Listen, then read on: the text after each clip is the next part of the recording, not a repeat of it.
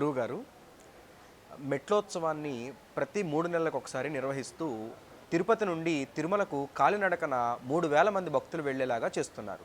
అసలు ఆ మెట్లనుకి ఉత్సవాలు ఎందుకు చేయాలి? ఆ నేపథ్యం ఏమిటి? ప్రాచీన కాలంలో మన పురంధరదాస్ కాలమే పెట్టుకుంటాం. అంతకుముందు కూడా ఉంది. మనకు దీనికి రిలేషన్షిప్ ఎట్లా ఉంది అంటే, పురంధరదాసుల వారు తిరుపతికి సంవత్సరంలో 2-3 పర్యాయాలు వచ్చేవారు. అందులో బ్రహ్మోత్సవానికి తప్పనిసరిగా వచ్చేవాడు.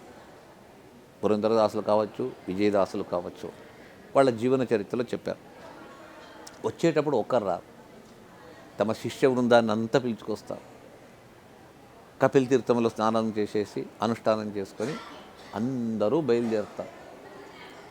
ఆ కాలంలో ఒక 200 మంది వచ్చేవాళ్ళు. వాడు వచ్చి బ్రాహ్మీ ముహూర్తంలోనే మెట్లకు పూజించి ప్రార్థించి ఆ కొండ అంతా స్వామి విగ్రహముగా, కింద భాగం పాదములుగా, ఆ పాదములను పూజించి, స్వామి నీ క్షేత్రము, ఈ క్షేత్రము, ఈ కొండంతా నీ యొక్క శరీరము, నేను కాళ్ళు ఉంచి నడవాలంటే మహాపాపము, అయితే తప్పనిసరిగా నీ దర్శనానికి కాళ్ళతో నడుచుకుంటే రావాలా, నన్ను అనుగ్రహించి నీ దర్శనాన్ని నాకు ఇప్పించు అని ఒక శ్లోకం ఉంది.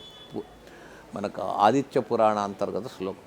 ఆ శ్లోకాన్ని పఠించి ప్రార్థించి పూజలు చేసి అందరూ కలిసి ఈ సప్తగిరి ఆ స్వామి వెంకటేశ్వర స్వామి పైన పెద్దవారు, వారికంటే పూర్వీకులు ఏం చేశారు, వీరు రచించిన ఆ సంకీర్తనలంతా పాడుతూ కాళ్లకు గజ్జెలు చేతిలో చితకలు పెట్టుకొని, తలకు ఆ కాషాయ వస్త్రాన్ని, దాస దీక్షా వస్త్రాన్ని కట్టుకొని మైమరచి వారందరూ కూడా సంకీర్తన చేస్తూ చేస్తూ స్వామిని సందర్శించుకున్నారు.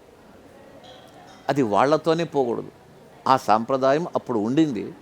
ఇప్పుడు మనం దాన్ని తర్వాత జనాంగానికి గుర్తు చేయాలి అని శిష్యవర్గాన్ని, ఎవరైతే దాస సంకీర్తనలు నేర్చుకున్నారో వాళ్ళందరినీ పిలిపించి ఉత్సాహవంతులను అందరితో ఇలాగే పూజ చేయించి అందరూ సంకీర్తన చేస్తూ కొండపైన నడిచి వెళ్ళి స్వామి సందర్శనం చేసుకొని రావడము ప్రాచీన సాంప్రదాయాన్ని మరొకసారి చూపించే కొరకు మన వాళ్ళతో దాస్ సాహిత్య ప్రాజెక్ట్ ఈ పని చేయిస్తుంది.